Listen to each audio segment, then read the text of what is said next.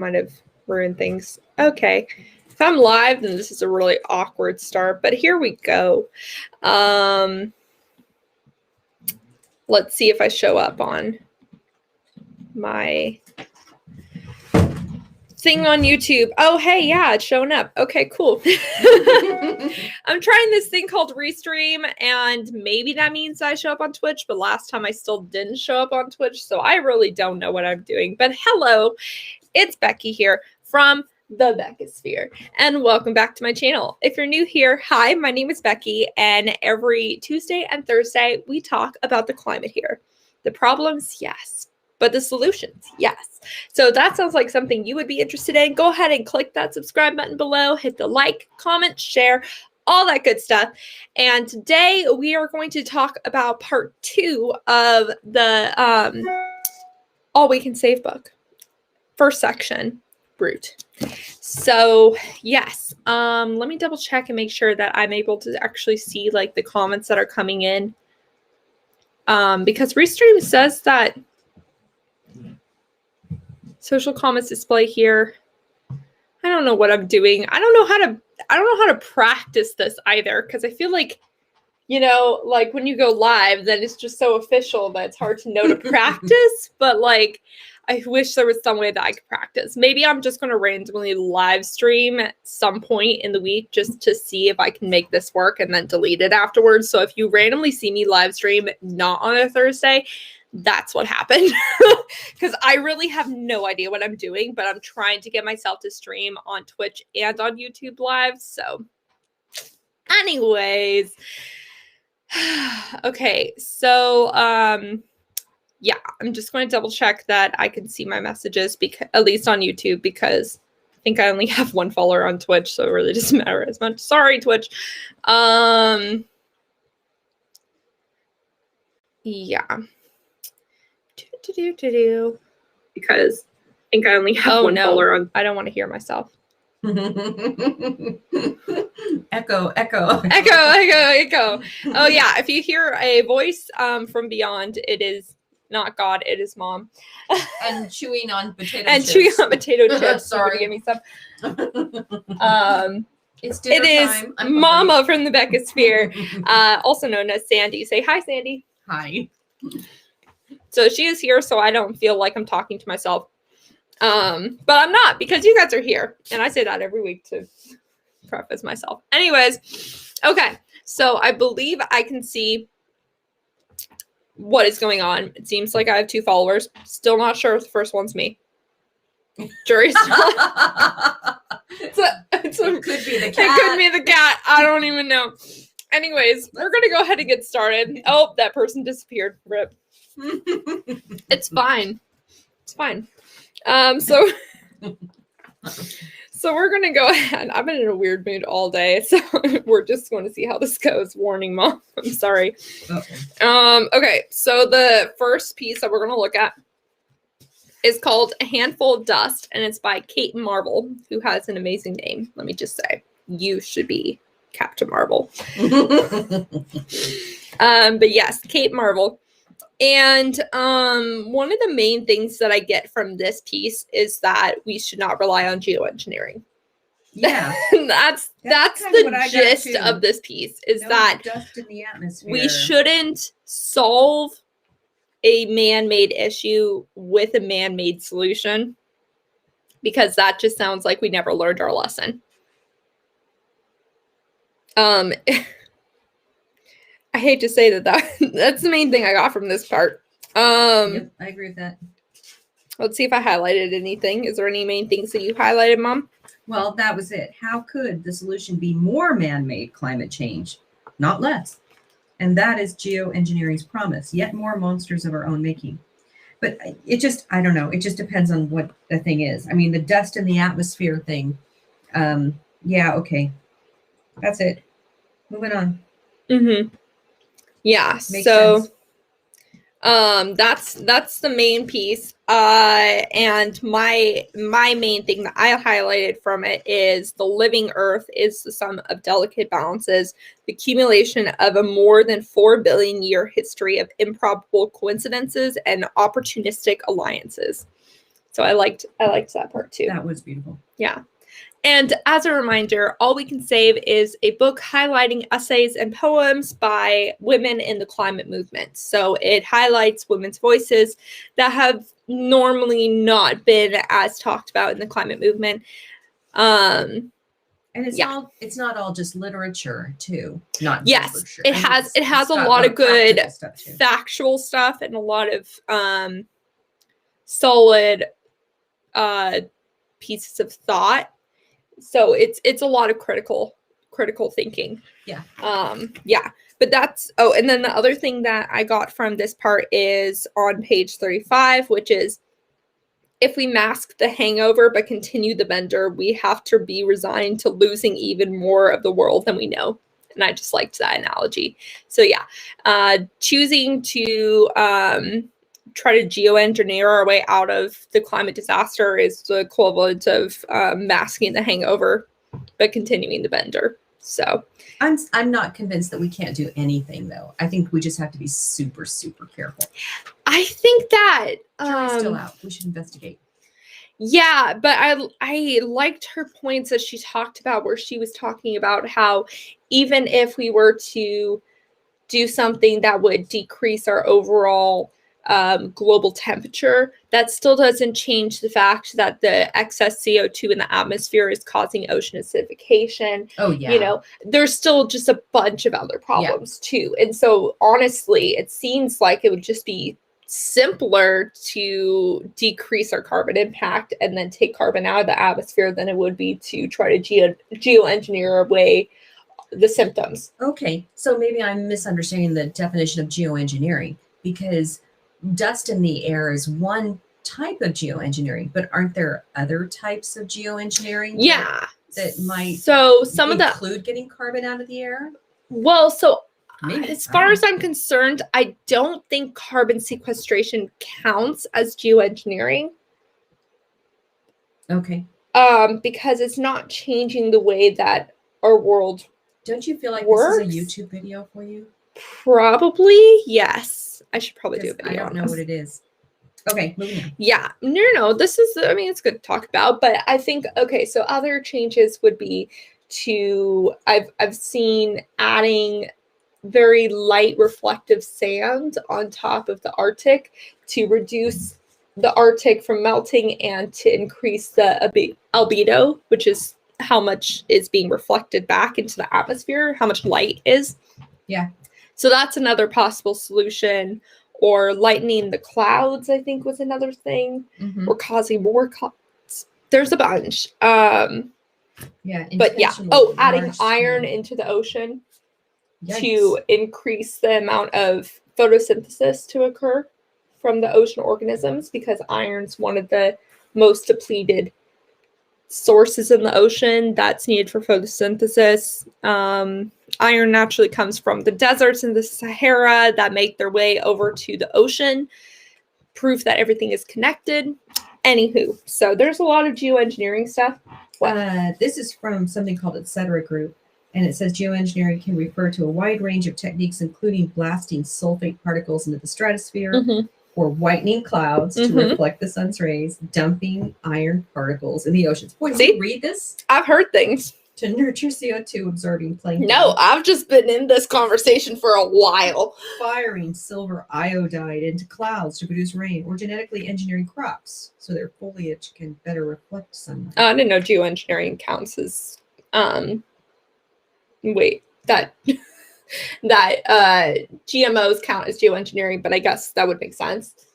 But yeah, no, that's. Hey, I got almost all of them. That's pretty good. You did. Hey. But yeah, no, they've been around for a while. They're not really new ideas per se. I mean, people are trying with them and stuff, but they're like beyond the last resort. They're like post-apocalyptic attempts to bring back the environment. I know my hair's being weird. Yeah. But yeah. So it's bottom line, it's just not. It's not a good idea. There's other areas we should be focusing on. There's other ideas. Exactly. Yeah. We are not at the point where we should use that as a way to save humanity. That's not how we should focus. Just like carbon sequestration, like carbon capturing should not be an excuse for companies to continue to pollute. You know, when companies say, oh yeah, we're using carbon capturing mechanisms or carbon offsetting mechanisms, if that is the only thing they're doing to decrease the carbon footprint, then that is not good enough at all. Yeah. So anyways, that's the first piece. The second piece is a poem, and it's called November by Lynna Odell. And so I will go ahead and read that, because the best way to appreciate poems is just read them out loud. If I can't save us, then let me feel you happy and safe under my chin. If this will drown or burn, then let us drink starlight, nap under trees, sing on beaches. The morning rush to sit indoors is for what again? If we are dying, then let me rip open and bleed love. Spill it, spend it, and see how much there is. The reward for missers is what again?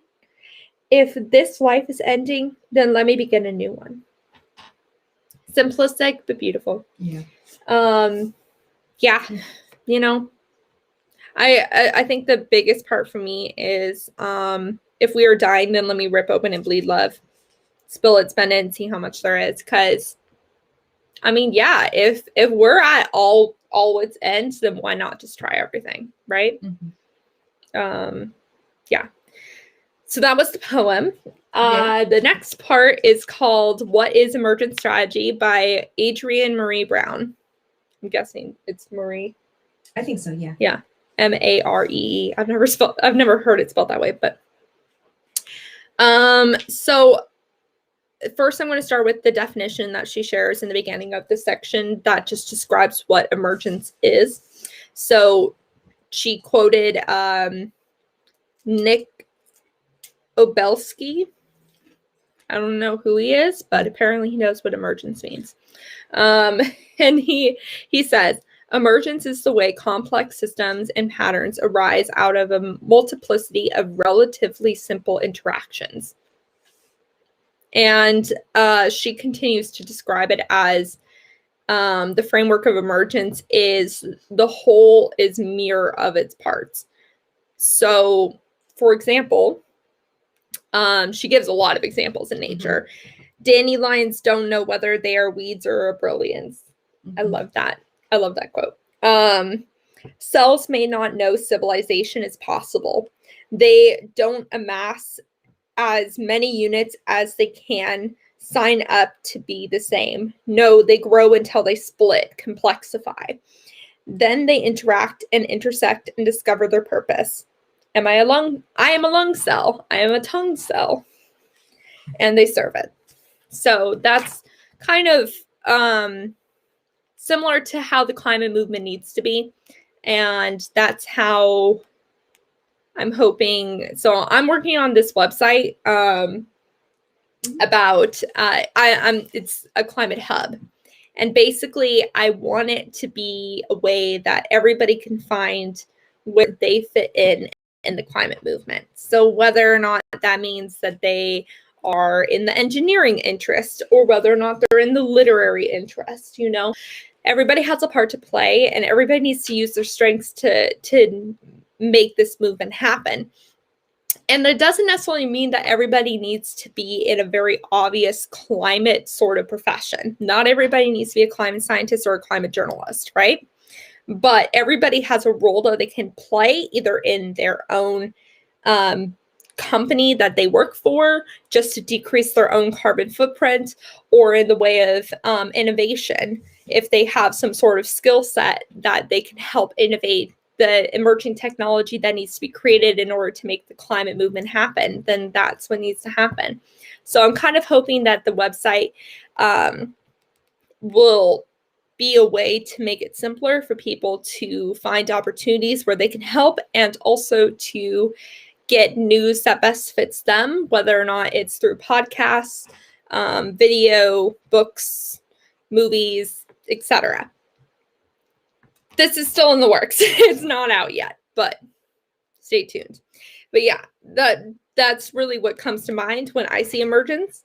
And that's kind of how the cells are. You know, the cells, they all take different positions, but they all work together for one movement. Mm-hmm. And that's really what emergence is. And she also quotes Octavia Butler, who says civilization is to groups what intelligence is to individuals. It is a means of combining the intelligence of many to achieve ongoing group adaptation. Yeah. And I never thought about civilization is to groups as intelligence is to individuals, but it's a really interesting way to look at it. And it really shows how stupid some civilizations are. I don't know. I don't know where I was necessarily going with that, but yeah. So she also says in that next paragraph, all that you touch, you change. All that you change changes you. Mm-hmm. And then the author continues, we're constantly impacting and changing our civilization, each other, ourselves, in intimate strangers. Yeah. And I actually heard a little bit about Octavia Butler. She was a science fiction writer. Oh. And she actually wrote several books about when things go really bad with the world. Oh, good. And well, post-apocalyptic, and some that showed light at the end of the tunnel as well. Yeah, sort of post-apocalyptic stuff. And she's actually a really interesting author. So that is super interesting. I was seeing if she's in the back of the book, and she's not, but that's really interesting. Okay, I was wondering who she was. I really should look up who some of these people are that they mentioned, because I don't. Well, there's a whole fan group on Octavia Butler. I'm sorry, I heard it on a podcast. There's a whole fan group? A whole fan group. And they, like, one of the women who leads it has that quote tattooed on her. All that you touch, you change, and all that you change changes you. So it's a good quote to tattoo on yourself, I'm just saying. There are much worse quotes to tattoo on yourself. It's a good reminder. Very interesting. So anyway. Yeah. Yeah, that's really cool. The other part I liked is radical fringe of scientists are realizing that natural selection isn't individual but mutual. That species survive only if they learn to be a community. Yeah. And we see that a lot. I mean, think of just things like a pack of dogs. You know, they work better in groups. Cats are different, but you know. But even cats realize that they work better with humans. Like, they work better not just relying on themselves, but taking at least advantage of other species. So, anyways, I think my cat's outside. Okay. So, wow, we already went through the first three because those were very short compared to the last one, which is called On Fire by Naomi Klein. I recognize the name Naomi Klein. I wasn't sure. I kind of recognized it too. I recognize her name. But again, I didn't look it up. I don't know why. But yeah, I recognize her name. I think she's pretty vocal in the climate movement, and I'll have to look her up more later.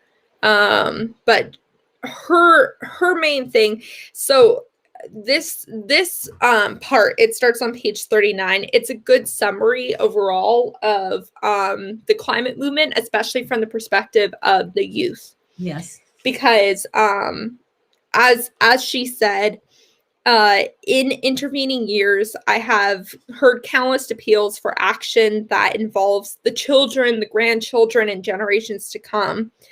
And now the generations are here, and they're like, guys, hello, we got to move on this. So yeah, that's what I'm seeing in the movement as well. And that's why I think the kids in the climate movement have become so vocal about it, because it really is their future. It's our future. I'm not a kid anymore, but I feel like I'm still close enough to that demographic. I'm only 24, so I'm still kind of a kid in that way. Are you Gen Z or? I am the first generation of Gen Z. First year of Gen Z. Okay. But I relate to millennials more. Because I don't go on TikTok, which maybe I should. If I did, then I probably would have more subscribers, but it's okay. because I know I'm going to get addicted to it if I do go on to TikTok. So I'm staying away from that, at least unless this becomes my full-time job. Anyways, so that was the main point that she has in this, is that she was talking about why this movement is so important to kids. And she also continues to talk about why the Green New Deal is so vital. Yeah. And it's really interesting because I remember when I had a conversation with the conservative folk in the climate movement. I sat in on a Republican talk. They're so against the Green New Deal, which I'm not really surprised about because, you know, conservative folk generally like less government intervention, and the Green New Deal definitely seems like a government overhaul. But we're kind of like down a very bad path, and we need to change that path. So unless there's a better way to do that, I kind of do support the Green New Deal. Straight up, you know, because I think that we do need a huge government shift in our market in order for change to happen, because it's not seeming to happen on its own. That being said, a lot of businesses are starting to shift because they're seeing the signs on the wall, and sometimes they're moving faster than some governments are, but it's still not fast enough. But that's just my opinion. Well, so in this chapter, she highlights the IPCC report that really grabbed attention, and the Green New Deal was sort of the beginning of sort of the what she calls a fire safety and prevention plan because of that IPCC report. Yeah, she calls the IPCC the equivalent of pulling the fire alarm, and the Green New Deal as the first effort for fire prevention and preparedness. Because it said basically we have only 12 years left. Yeah. To be able to change our trajectory. Yeah. It's so hard for people to embrace, though. Yeah, it's really hard because I understand it is a lot of things that would need to change, but also there's a lot of things that need to change. You know, it's like, it's a lot, and maybe it's too much to ask for in one movement alone. But if we don't change the aspects of our society that are causing not only environmental damage, but also environmental racism and sexism and a bunch of other problems that we're experiencing in our society, including like relying on GDP as our main form to show environmental or like economic stability and like health of a country, we're kind of screwed. So we need to really do a huge like civilization change, and people don't like to hear that. Well, so she describes it here. The idea is a simple one. In the process of transforming the infrastructure of our societies at the speed and scale that scientists have called for, humanity has a once-in-a-century chance to fix an economic model that is failing the majority of people on multiple fronts, because the factors that are destroying our planet are also destroying people's quality of life in many ways, from wage stagnation to gaping inequalities to crumbling services to the breakdown of any semblance of social cohesion. Challenging these underlying forces is an opportunity to solve several interlocking crises at once. Yeah. It's a nice summary of it. I hadn't heard that kind of a summary. And, you know, honestly, I hadn't heard the IPCC summary either, which is we're on a path of 3 to 5 degrees Celsius by the end of the century. And we need to cut global emissions in half by 2030 and then get to net zero carbon by 2050. Yeah. And for a bit of context, 5 degrees Celsius is what caused the last ice age change. 5 degrees Celsius is what, like, in that case, it was a decrease of 5 degrees Celsius, but that was enough to cause the ice age. So if we want to put in context of how big of a global change that is, it's huge. It's huge. Yeah. I think 3 degrees Celsius results in about,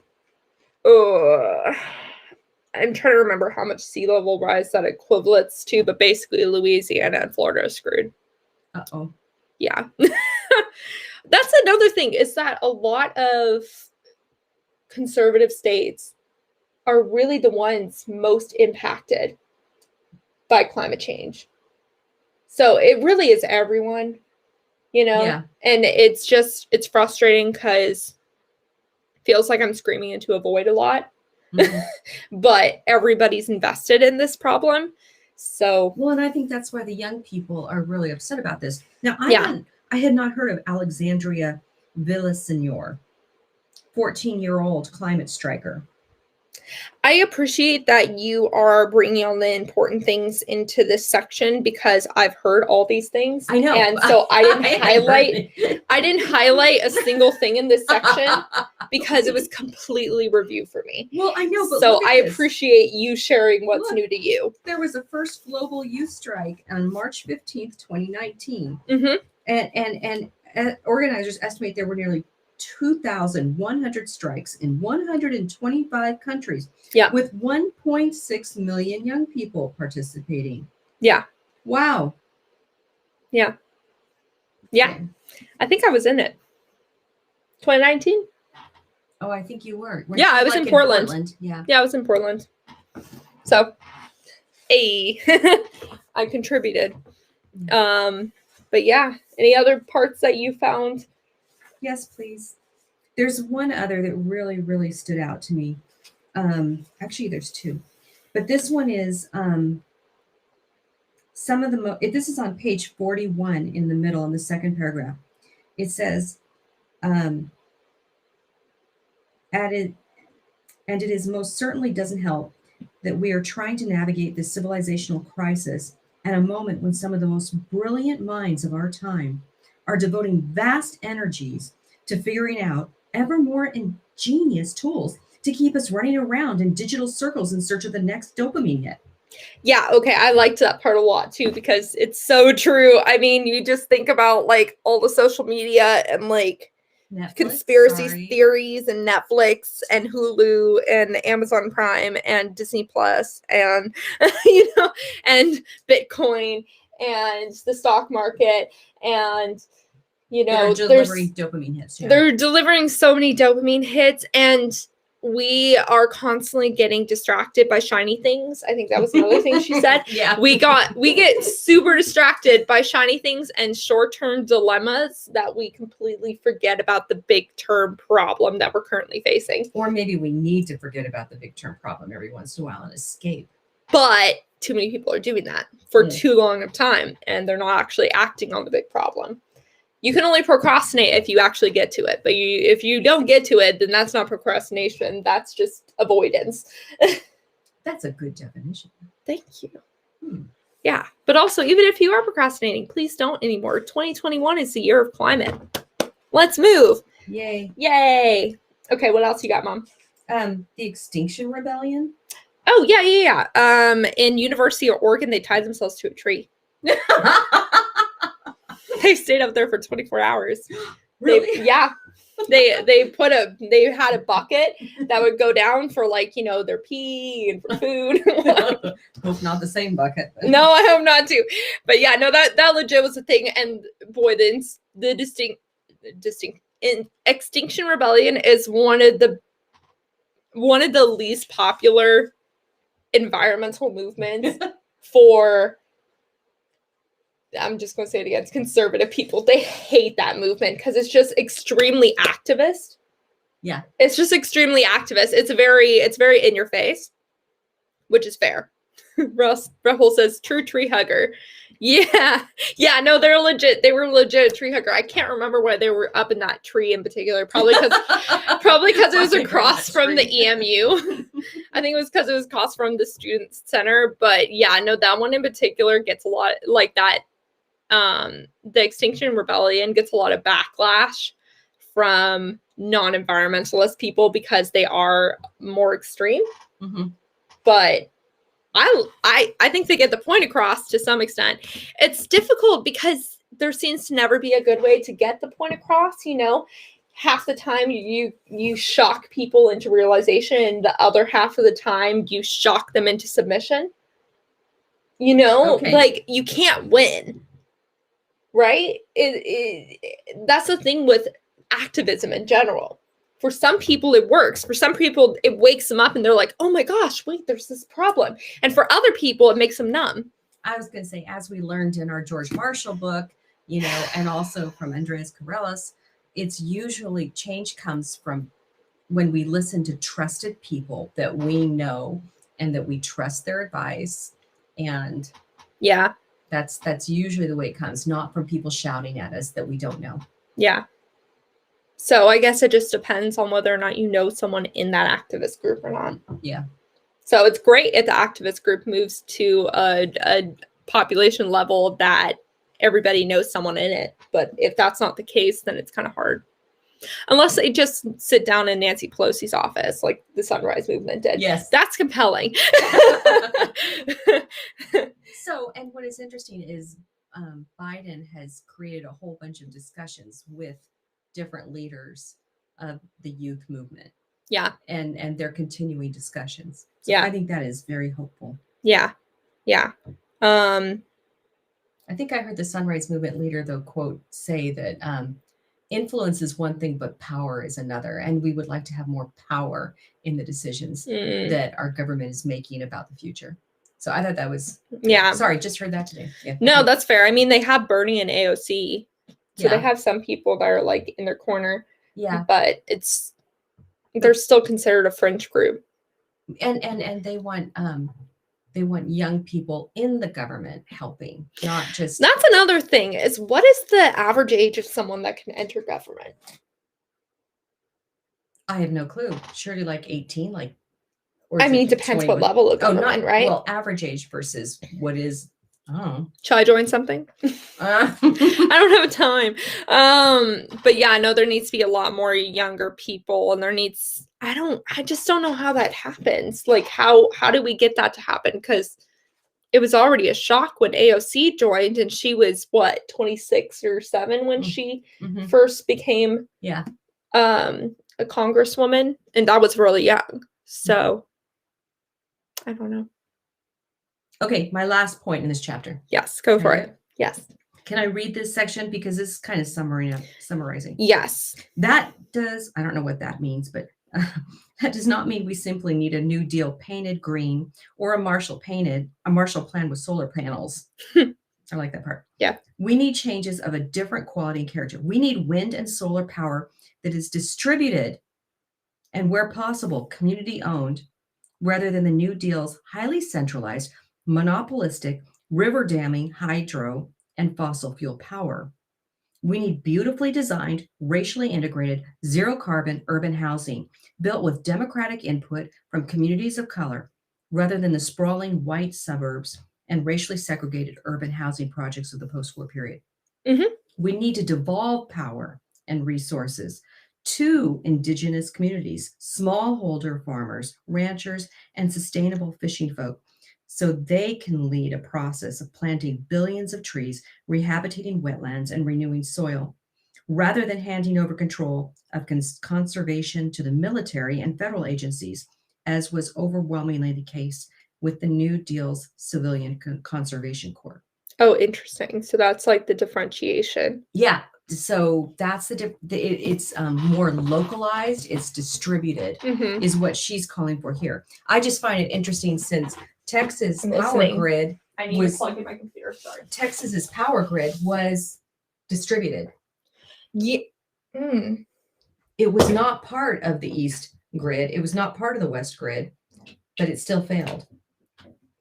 But maybe that's due to different reasons, though. Maybe that's the deregulation issue. It's the deregulation, and also, I feel like it's who ended up being in charge. Because, yes, it was businesses, but it was also, it was deregulated, kind of, but it wasn't a microgrid. I mean, it was still the whole state. Right. And it was also those who beat the market system, and they're not necessarily the most they can sometimes be more corrupt. Yeah, their interests are different. So they're trying to make a buck as opposed to keep people alive necessarily. Exactly. It wasn't community based. It was still very much corporate based. Yeah. So I think that might be the distinction, is that it needs to be more community based, and I think that will increase more when we see like solar panels and community built wind farms. I don't know. Yeah. But, you know, like things that are chosen by the local town meetings, Yeah. which we need to actually have is local town meetings. Those Yeah. need to come back. Yeah. That being said, I don't even know if my town has those. So that was a paragraph that I liked because it really showed local, community, distributed, as long as we've got our backup systems in order for when the big storms come. Yes, we need to weatherize our systems. We also need to not rely on systems that can't be weatherized well. Yeah. So, I mean, thank you, Mom, for taking over a bit of that part because I knew, but like I didn't highlight any of that stuff because it's really hard for me because sometimes I don't remember what people don't know. There was a lot of new things there for me. Yeah. Yeah. And that was review for me too. So that's interesting. Yeah, so I think we're going to go ahead and end here because I think it was just kind of shorter than other times. Join us next Thursday where we will talk about section 2, which is advocate, I think it's called. I'm going to make it so each section is just 1 week instead of 2 because I really want to move on to Bill Gates' new book as well because that's been getting a lot of headwinds and I'm really curious what's in it. On Tuesday, we are going to cover hydropower.